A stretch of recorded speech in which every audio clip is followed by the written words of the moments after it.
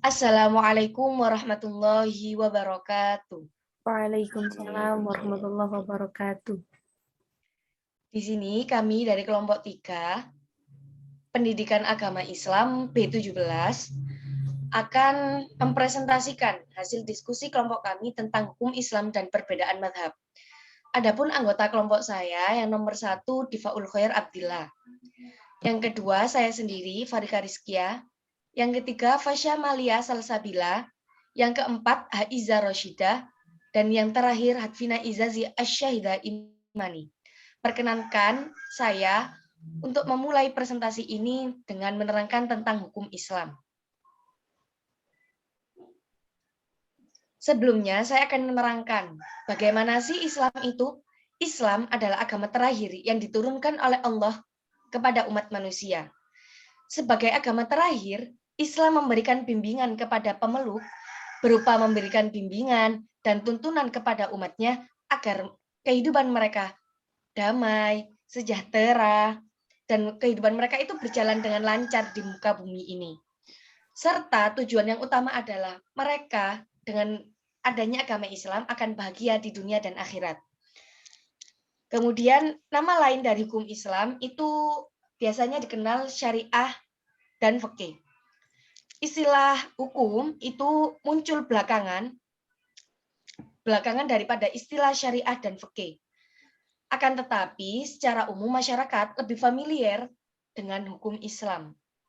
Jadi bukan dengan syariah atau fikih. Sumber hukum Islam itu ada 3. Yang 2 berupa 1 Al-Quran dan yang kedua hadis. Dan yang ketiga adalah sebagai pelengkap, yaitu ijtihad. Kemudian dari kelompok kami akan menjabarkan bahwa ijtihad itu dibagi menjadi 2. Yang pertama adalah ijma dan yang terakhir berupa qiyas. 2 sumber hukum Islam pokok yaitu Al-Quran dan hadis. Dalam Al-Quran dan hadis mengatur prinsip-prinsip yang terkait dengan ibadah. Sedangkan yang di luar ibadah, Al-Quran dan hadis tersebut tidak menjelaskannya secara rinci.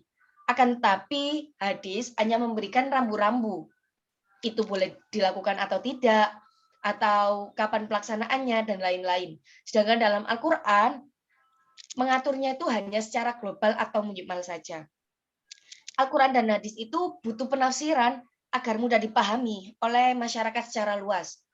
Misalnya, dalam kehidupan yang kontemporer saat ini, mungkin hanya dengan memahami Al-Quran saja dan tidak disertai dengan penafsiran-penafsiran lain dan dari ijtihad-ijtihad para ulama, mungkin masyarakat yang awam tidak akan mudah memahaminya karena permasalahan dari tahun ke tahun, dari zaman ke zaman akan semakin kompleks dan semakin menimbulkan adanya banyak permasalahan. Maka permasalahan tersebut bisa dikaji melalui Al-Quran, yaitu dengan menafsirkan dari ayat-ayat Al-Quran. Kemudian bagaimana, apakah semua boleh menafsirkan Al-Quran? Maka di sini kita membatasi bahwa syarat menafsirkan Al-Quran itu dengan melalui berbagai sumber. Yang pertama, beliau harus menguasai bahasa Arab secara menyeluruh. Kemudian paham tentang ulumul Quran, bagaimana ilmu Al-Quran, bagaimana hukum-hukum yang ada Al-Quran itu, ada yang bersifat nasikh, mansukh, dan lain-lain. Kemudian, jika ada yang ingin menafsirkan Al-Quran, maka ia harus paham tentang usul fikih. Usul fikih itu sangat banyak sekali cabangnya. Maka untuk menafsirkan ayat Al-Quran, kita butuh sekali untuk memahami usul fikih agar tidak terjadi kesalahpahaman atau hal yang kontras atau hal yang berlainan dengan Al-Quran. Kemudian ketika ingin menafsirkan ayat Al-Quran, kita harus juga paham bagaimana sejarah ayat Al-Quran itu turun atau disebut tarikh. Kemudian saya akan menjelaskan tentang sumber hukum Islam. Sumber hukum Islam yang pertama adalah Al-Quran. Saya jelaskan terlebih dahulu bagaimana Al-Quran menurut PPT yang telah kita buat. Al-Quran menurut bahasa dari kata qara'a yaqra'u Qur'anan, yang artinya bacaan atau yang dibaca. Sedangkan secara istilah, Al-Quran adalah wahyu atau kalam Allah yang diturunkan kepada Nabi Muhammad SAW dengan menggunakan bahasa Arab. Sedangkan secara etimologis, menurut Dr. Subahi Solih, Al-Quran berarti bacaan atau yang dibaca sesuai dengan Quran Surat Al-Qiyamah ayat 16 sampai 19.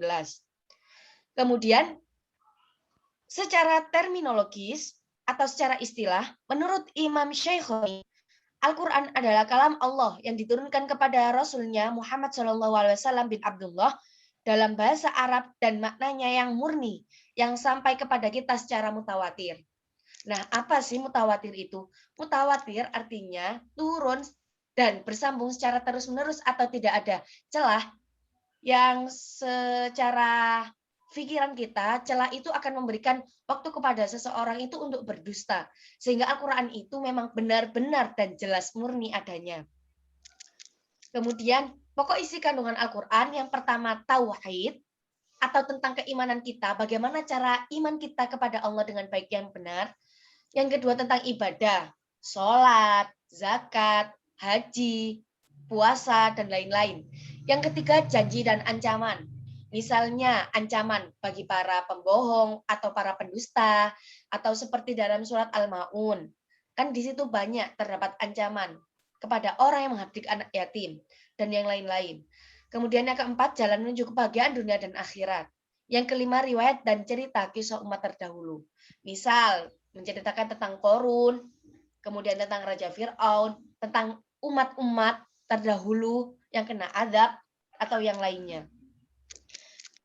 Kemudian, karena isinya yang masih global, maka dibutuhkan sekali penafsiran terhadap ayat Al-Quran itu untuk memenuhi kebutuhan masyarakat agar menghadapi tantangan zaman tersebut, masyarakat itu memang tetap bersumber kepada hukum Al-Quran, dan Al-Quran itu tidak bisa dirubah isinya. Akan tetapi kita tuh bisa mencari tafsiran daripada ayat-ayat Al-Quran. Kedudukan Al-Quran sebagai sumber hukum Islam adalah yang paling utama. Karena Al-Quran sendiri berasal langsung dari Allah Subhanahu wa Ta'ala. Kemudian, bagaimana kita untuk menafsirkan ayat Al-Quran? Saya jelaskan di awal. Kemudian, sekarang kita lanjut kepada sumber hukum Islam yang kedua, yaitu hadis. Sekarang, apa sih hadis itu? Menurut bahasa, al-hadis mempunyai beberapa pengertian, yaitu baru, jadidun, dekat, koribun, dan berita, khobarun. Sedangkan menurut istilah, al-hadis adalah segala sesuatu yang disandarkan kepada Nabi Muhammad SAW, baik berupa perkataan, perbuatan, ketetapan, dan sebagainya. Kemudian, menurut Munawir, secara etimologis, hadis merupakan perkataan, cerita, atau kejadian. Sedangkan terminologis, menurut Anna Al-Qotan, hadis adalah kullu ma ja'a minan nabiyyi min aqwalihi wa af'alihi wa taqririhi. Artinya, segala sesuatu yang datang dari Nabi Muhammad berupa perkataannya, perbuatannya, atau ketetapannya. Takrir di sini adalah pembenaran beliau terhadap sikap, perilaku, atau perkataan sahabat, baik yang mereka lakukan di hadapan Nabi Muhammad SAW atau hanya disampaikan kepada Nabi Muhammad SAW. Jadi maksudnya takrir di sini kadang itu Nabi ketika ada sahabat yang melakukan, Nabi hanya diam, Nabi hanya menggelengkan kepala, Nabi hanya sambil tersenyum, maka itu disebut takrir. Kemudian kapan hadis itu dibukukan atau mengalami kodifikasi, maka kodifikasi hadis menurut apa yang saya baca dan kelompok kami perundingkan, hadis itu dikodifikasi ketika zaman Khalifah Umar bin Abdul Aziz. Kenapa Khalifah Umar bin Abdul Aziz itu ingin mengkodifikasi hadis? Karena Khalifah Umar bin Abdul Aziz khawatir jika para penghafal hadis dan para sahabat-sahabat itu banyak yang meninggal pada saat dan hadis akan hilang. Maka beliau berinisiatif untuk mengkodifikasi hadis. Dan alhamdulillah sampai saat ini kita telah menerima banyak hadis, baik berupa hadis sahih, hadis hasan, hadis dhaif, dan hadis yang lainnya. Kemudian bagaimana hubungan hadis itu dengan Al-Quran? Sedangkan yang saya sebutkan pada awal tadi, Al-Quran dan hadis adalah sumber hukum Islam yang utama. Hubungan hadis dan Al-Quran adalah sebagai penjelas dan penafsir Al-Quran. Jadi terkadang itu di Al-Quran itu global sifatnya, kemudian di hadis itu lebih diperinci, lebih dipertegas, dan terkadang hadis itu lebih menjelaskan bagaimana makna Al-Quran itu yang sesungguhnya. Kemudian hadis yang bisa digunakan untuk menjadi pijakan dalam penentuan hukum itu menurut para ulama hanya ada dua. Yang pertama adalah hadis sahih dan yang kedua adalah hadis hasan. Kemudian ada berapa macam-macam hadis? Macam-macam hadis ada tiga. Yang pertama hadis qauliyah, yang kedua hadis fi'liyah, dan yang ketiga hadis takririyah. Kemudian kedudukan sebagai sumber hukum agama Islam. Yang pertama, hadis merupakan sumber hukum Islam, kedua Islam. Dan hadis juga banyak yang menjelaskan tentang Al-Quran. Sebagaimana wajibnya berpegang teguh pada Al-Quran, maka kita harus berpegang teguh pula pada hadis. Kemudian kita lanjut yang ketiga.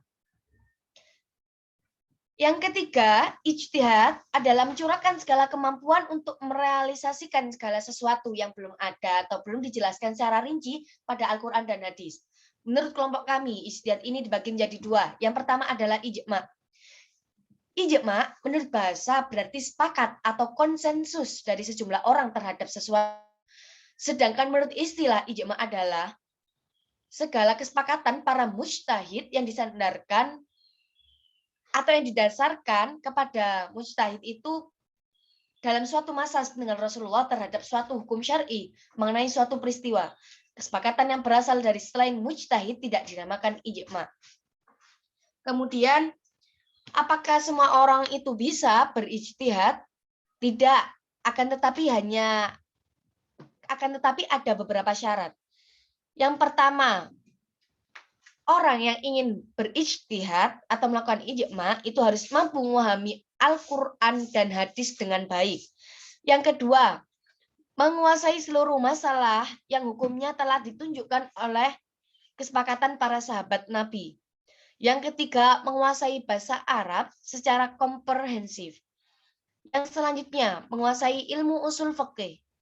Yang kelima, memiliki pengetahuan di bidang nasikh mansuh atau konsep pembatalan hukum, baik menyangkut ayat Al-Quran atau hadis Nabi. Kemudian, rukun dan syarat ijma' bisa diperinci. Yang pertama, haruslah orang melakukan ijma' itu dalam jumlah banyak. Jadi bukan hanya satu orang. Yang kedua, seluruh mujtahid menyetujui hukum syara' yang telah mereka putuskan. Yang ketiga, mujtahid haruslah dilahirkan dari masing-masing mereka secara tegas terhadap peristiwa itu. Jadi para ijma' itu harus mengetahui bagaimana asli dari permasalahan tersebut dengan baik. Jadi tidak hanya seperti secara terbatas saja. Yang kelima, hendaklah dalam melakukan ijma', mujtahid bersandar kepada sandaran hukum yang disyariatkan baik dari nas maupun qiyas. Kesepakatan hendaklah dilakukan. Apa yang dilakukan itu, yang dilakukan oleh mujtahid itu bersifat dan menjauhi yang bid'ah. Kemudian lanjut. Macam-macam ijma'. Dilihat dari cara memperolehnya, ijma' dibagi menjadi dua, yaitu ijma' shoreh dan ijma' sukuti. Apa sih ijma' shoreh itu? Ijma' shoreh adalah kebulatan yang dinyatakan oleh mujtahidin. Sedangkan ijma' sukuti adalah kebulatan yang dianggap seorang mujtahid mengeluarkan pendapatnya dan diketahui oleh mujtahid lainnya, tetapi mereka tidak menyatakan persetujuan atau bantahannya. Kemudian dilihat dari dalalannya, ijma' dibagi menjadi dua juga. Yang pertama adalah ijma' qot'i. Ijma' qot'i adalah terhadap hukumnya, artinya hukum yang ditunjuk salah dapat dipastikan kebenarannya atau bersifat qot'i sehingga tidak perlu diperdebatkan lagi. Jadi ijma' qot'i itu tidak perlu diperdebatkan lagi oleh para mujtahid lainnya. Kemudian ijma' dhonni. Ijma' dhonni adalah hukum yang dihasilkan dari kebenarannya bersifat relatif atau masih bersifat dugaan, karena itu masih terbuka untuk dibahas lagi. Jadi ketika ijma' dhonni itu bisa lagi untuk diperdebatkan atau dirundingkan lagi oleh para mujtahidin. Kita lanjut ke sumber hukum agama Islam yang keempat, yaitu qiyas. Qiyas menurut bahasa bisa diartikan dengan mengukur sesuatu dengan sesuatu yang lain. Sedangkan menurut istilah kias adalah menghubungkan atau memberlakukan ketentuan hukum sesuai persoalan yang sudah ada ketetapannya di dalam nas kepada persoalan baru karena keduanya mempunyai persamaan. Macam-macam kias. Yang pertama kias aula, dan yang kedua kias musawi, yang ketiga kias dilalah, dan yang keempat kias syabah, dan yang kelima kias adwan. Kemudian kami akan menjelaskan rukun kias. Menurut ulama usul sepakat bahwa kias itu harus berpijak pada 4 rukun. Yang pertama adanya pokok atau disebut al-aslu, yaitu persoalan yang telah disebutkan hukumnya di dalam nas. Dan yang kedua adanya cabang atau yang disebut dengan fara', yaitu suatu persoalan atau peristiwa baru yang tidak ada nas yang menjelaskan hukumnya dan ia disamakan hukumnya dengan pokok melalui kias. Yang ketiga adanya ketetapan hukum al-hukmu, yaitu suatu hukum yang ada pada pokok dan ia akan diberlakukan sama pada cabang. Yang keempat adanya kesamaan sifat atau al-illah, yaitu sifat atau keadaan yang dijumpai pada cabang dan juga ada pada pokok. Jadi, contohnya seperti kias aula. Ada dalam Al-Quran kan dikatakan pada surat Al-Isra ayat 23, fala taqul lahuma ufin, maka janganlah kamu berkata pada kedua orang tuamu. Kemudian jika ada persoalan bagaimana hukum seorang anak yang memukul orang tuanya, sedangkan dalam Al-Quran hanya dijelaskan fala taqul lahuma ufin. Maka dalam hal ini para ulama mengkiaskan dalam hal seorang anak ini memukul kepada orang tuanya pada ayat fala taqul lahuma ufin. Maka jika berkata saja tidak boleh, apalagi memukul kedua orang tua, maka itu sangat tidak boleh.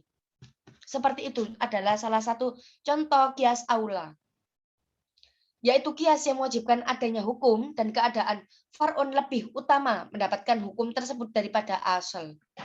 Contohnya seperti yang tadi saya katakan. Kemudian kias musawi. Apa itu kias musawi? Kias yang apabila ilat mewajibkan adanya hukum dan keadaan far'un sama dengan asal untuk mendapatkan hukum. Contohnya, mengkiaskan membakar harta anak yatim dengan memakannya tentang haram. Hukumnya ilat, rusak, dan habis. Jadi, dalam hal tersebut kita bisa melakukan kias musawi. Kemudian, kias dilalah, yaitu apabila ilat yang ada menunjukkan kepada hukum tetapi tidak mewajibkannya.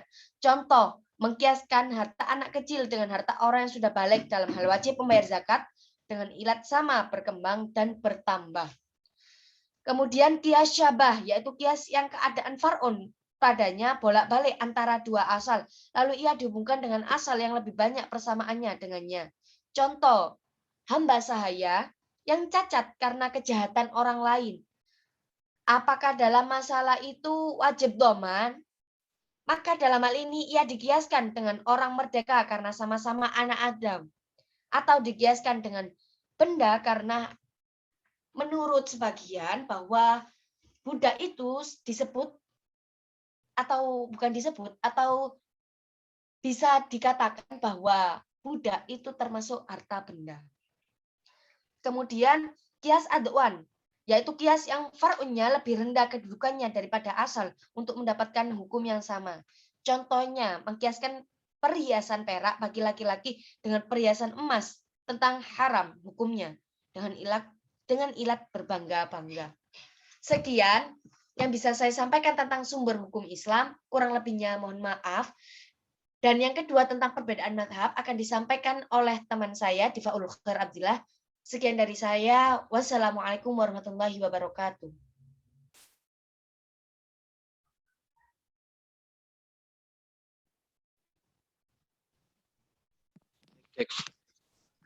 Bismillahirrahmanirrahim. Assalamualaikum warahmatullahi wabarakatuh. Waalaikumsalam warahmatullahi wabarakatuh. Saya perwakilan dari kelompok 3 yang akan menjelaskan tentang perbedaan mazhab. Langsung saja di sini kita ke pengertian mazhab. Pertama, pengertian mazhab secara bahasa. Pengertian mazhab secara bahasa itu diambil dari kata zahaba. Berasal dari sigoh masdar mimi atau bisa disebut sebagai kata sifat. dan isi makan. Katanya menunjukkan keterangan tempat. Gitu. Dari akar katanya itu fi'il madi, zahaba. Jadi mazhab itu diambil dari kata zahaba. Nah, kenapa bisa kebentuk jadi kata mazhab? Nah, mazhab ini berasal dari sigoh, masdar, mimi, kata sifat, dan isi makan. Gitu. Sedangkan dari dasar kata sendiri itu zahaba artinya pergi. Jadi mazhab secara bahasa artinya itu tempat pergi, itu jalan. Seperti itu. Sedangkan menurut bahasa mazhab artinya pendapat kelompok aliran yang bermula dari pemikiran, sedangkan menurut istilah mazhab adalah metode tertentu dalam menggali hukum syariah yang bersifat praktis dari dalil-dalilnya yang bersifat kasuistik pada dasarnya. Mazhab-mazhab ini timbul antara lain karena perbedaan dalam memahami Al-Quran dan hadis yang tidak bersifat absolut. Nah, maksudnya di sini tidak bersifat absolut ini maksudnya tidak tetap. Jadi mazhab itu tuh kan seperti yang kita ketahui bahwasannya mazhab itu seperti apa ya, pendapat-pendapat para ulama besar yang seperti kita ketahui itu ada 4 mazhab di dunia ini yang dianut oleh penganut agama Islam, yakni mazhab Hanafi, Maliki, Syafi'i, dan Hambali. Di dalam semua mazhab tersebut itu semuanya pasti inti dari semua hukum dari mazhab tersebut itu adalah untuk mengesahkan Allah dan untuk menyembah Allah. Seperti itu. Jadi tidak ada penyimpangan apapun di dalam mazhab tersebut yang bersifat absolut, yang artinya tidak tetap. Jadi semisalkan di mazhab Hambali hukumnya seperti ini, seperti ini, seperti ini. Akan tetapi di mazhab Hanafi hukumnya berbeda. Nah, perbedaan tersebut harus kita terima secara baik, dan kita harus menerima perbedaan tersebut. Seperti itu. Lalu kita ke ragam mazhab fikih. Ragam mazhab fikih yang dianut oleh agama Islam seperti yang saya bilang tadi itu ada 4. Yaitu mazhab Hanafi, mazhab Maliki, mazhab Syafi'i, dan mazhab Hambali. Sekarang saya akan menjelaskan tentang mazhab-mazhab tersebut. Yang pertama adalah mazhab Hanafi. Mazhab Hanafi ini merupakan mazhab tertua yang bertahan sampai sekarang, yang didirikan oleh Abu Hanifah Nu'man bin Sabit Al-Kufi, yang dilahirkan di Irak pada tahun 80 Hijriah, atau kalau Masehinya itu tahun 699 Masehi, pada masa kekhalifahan Bani Umayyah. Yang pada saat itu Bani Umayyah itu dipimpin oleh Abdul Malik bin Marwan. Nah, mazhab Hanafi ini adalah mazhab yang paling dominan di dunia Islam dengan pengikut sekitar 45%. Seperti itu. Pendapat mazhab Hanafi di dunia Islam dengan paling banyak itu penganutnya itu terdapat di Asia Selatan. Kayak misalkan di Pakistan, Bangladesh, Sri Lanka, dan Maladewa. Mesir bagian utara, separuh Irak, Syria, Lebanon, dan Palestina. Gitu. Nah, karakteristik dari mazhab Hanafi ini yang paling menonjol itu adalah penggunaan rasio yang dominan. Banyak hukum yang dihasilkan oleh mazhab ini bersifat rasional. Jadi kebanyakan dari hukum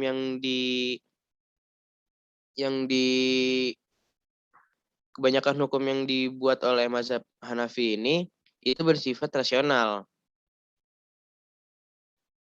Ya, salah satu yang melatar belakangi munculnya corak rasional adalah keberadaan kota Kufah di Irak sebagai pusat pengembangan mazhab ini, yang merupakan pusat pertemuan 2 peradaban besar, Yunani dan Romawi. Seperti itu. Lalu kita ke mazhab Maliki. Mazhab Maliki ini didirikan oleh Imam Maliki, seorang ulama yang lahir dan besar di kota Madinah. Nama lengkapnya adalah Abu Abdullah Malik bin Anas bin Malik bin Abi Amir bin Amr bin Haris bin Gaiman bin Kutail bin Amr bin Haris Al-Asbahi. Beliau lahir pada tahun 712 Masehi dan meninggal tahun 796 Masehi pada usia 84 tahun. Nah, Imam Malik ini berasal dari keluarga Arab yang terhormat dan berstatus tinggi. sosial tinggi. Seperti itu. Karena asal leluhurnya itu di Yaman. Akan tetapi setelah nenek moyangnya menganut Islam, mereka pindah ke Madinah. Seperti itu. Selama masa menuntut ilmu, Imam Malik belajar kepada ulama-ulama Madinah. Nah, guru pertama dari Imam Malik ini adalah Abdurrahman bin Hurmuz. Beliau juga belajar kepada Nafi Maula Ibnu Umar dan Ibnu Syihab Az-Zuhri. Adapun yang menjadi gurunya dalam bidang fikih ialah Rabi'ah bin Abdurrahman sebagai tokoh terkemuka. Jadi seorang Rabi'ah bin Abdurrahman ini adalah tokoh terkemuka di bidang fikih dan hadis. Imam Malik menjadi rujukan dan guru para pencari ilmu pada masanya. Salah satunya adalah Muhammad bin Idris Asy-Syafi'i atau yang seperti kita kenal dengan Imam Syafi'i.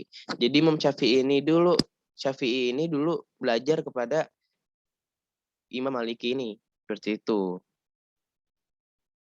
Nah, sekarang kita ke karakteristik dari mazhab Maliki ini. Mazhab Maliki ini berbeda dengan mazhab Hanafi yang bercorak rasional.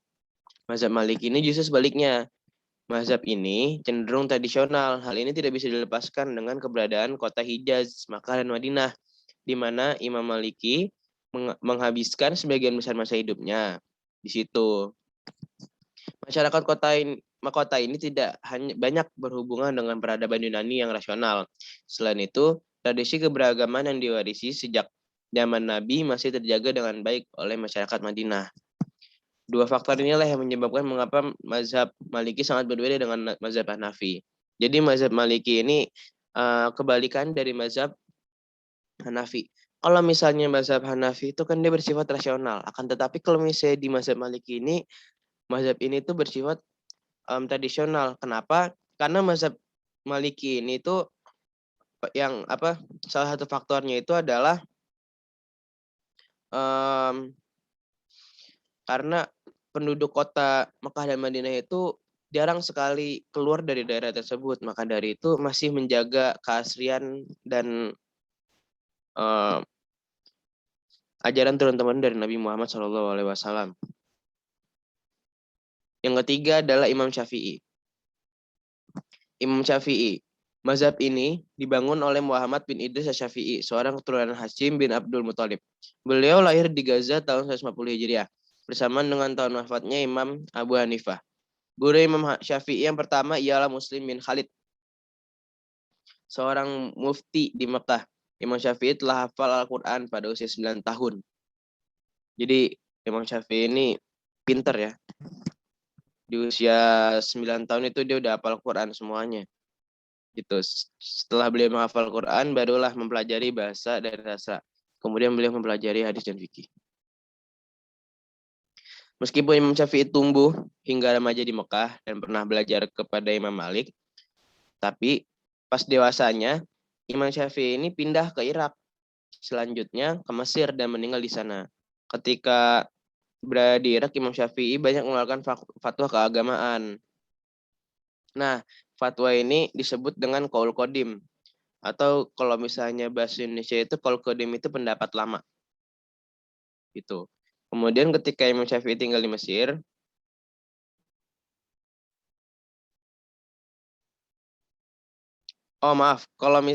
jadi kan Imam Syafi'i ini kan sempat tinggal di dua negara, ya kan? Yaitu di kota Irak dan kota Mesir. Nah, pada saat di kota Irak itu, Imam Syafi'i banyak sekali mengeluarkan pendapat yang disebut dengan Qaul Qadim, yaitu pendapat lama. Nah, ketika Imam Syafi'i tinggal di Mesir, banyak juga fatwa yang dia keluarkan, yaitu yang disebut sebagai Qaul Jadid, yaitu pendapat baru. Keberadaan Imam Syafi'i di dua wilayah ini secara tidak langsung mempengaruhi cara berpikir dia dalam menghasilkan hukum. Oleh karena itu, mazhab Syafi'i sering dianggap seperti mazhab tengah.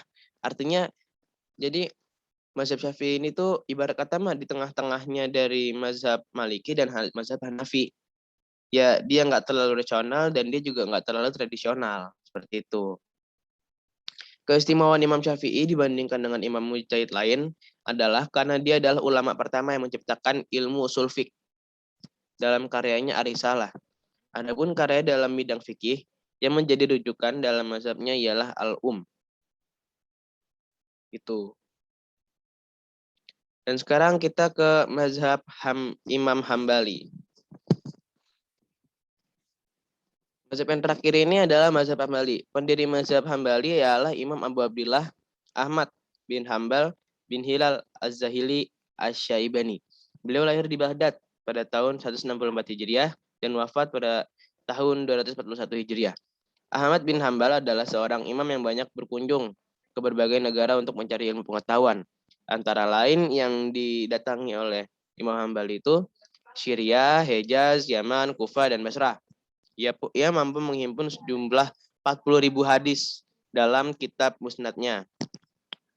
Ulama-ulama yang mengembangkan mazhab Ahmad bin Hambal antara lain adalah Abu Bakar Ahmad bin Muhammad bin Hani yang terkenal dengan nama Al-Atsram, Ahmad bin Muhammad bin Hajjaj Al-Marwazi, Ishaq bin Ibrahim yang terkenal dengan nama Ibnu Ruhaywah Al-Marwazi yang termasuk ashab Ahmad terbesar Al-Muwaqidun Ibnu Mudamah Al-Maqdisi, Syamsuddin Ibnu Muqaddamah Al-Maqdisi, Syekhul Islam Taufiquddin Ahmad Ibnu Taimiyah, Ibnu Qayyim Al-Jauziyah, dan lain-lain.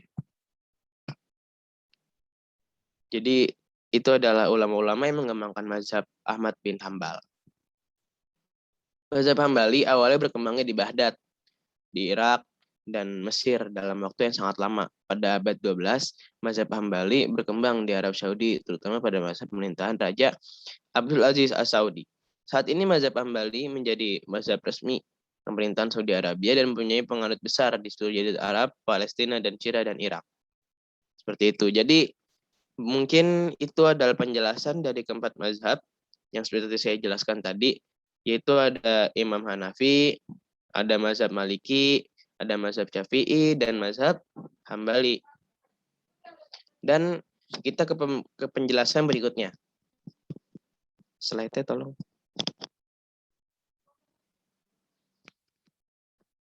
Nah, di sini ada cara menyikapi perbedaan mazhab. Seperti yang kita ketahui tadi, bahwasannya semua mazhab itu nggak semuanya hukumnya sama. Oke, misalkan tadi Imam Hanafi dan Imam Maliki, di mana kedua imam tersebut itu memiliki perbedaan karakteristik mazhab atau pendapat, di mana yang Maliki itu dia tradisional dan Hanafi rasional, seperti itu. Bahkan ada dari Syafi'i itu dia rasional, enggak, tradisional juga enggak. Jadi berada di tengah-tengah lah, netral di antara kedua mazhab tersebut. Nah, di sini kita telah menyisipkan cara menyikapi perbedaan mazhab. Yang pertama adalah membekali diri dan mendasari sikap sebaik-baiknya dengan ilmu, iman, amal, dan akhlak secara proporsional. Maksudnya di sini adalah sebelum kita melihat beberapa perbedaan mazhab, kita itu harus banyak-banyak membaca dan juga banyak-banyak memahami bagaimana perbedaan mazhab tersebut. Jadi kita tidak menerima mentah-mentah. Seperti itulah.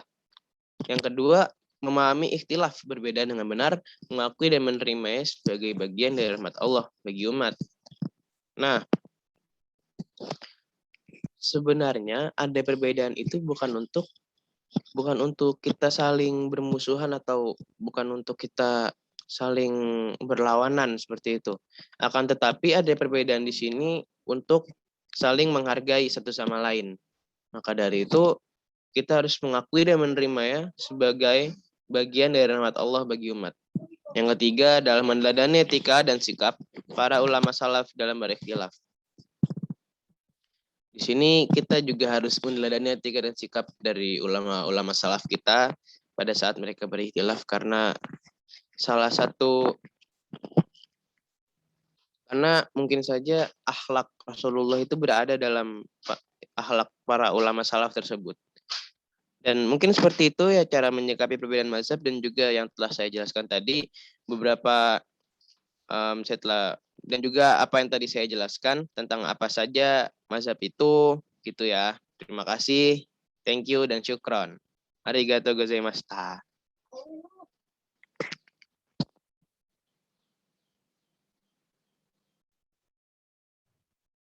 Sekian dari kelompok 3. Saya akhiri. Wassalamualaikum warahmatullahi wabarakatuh.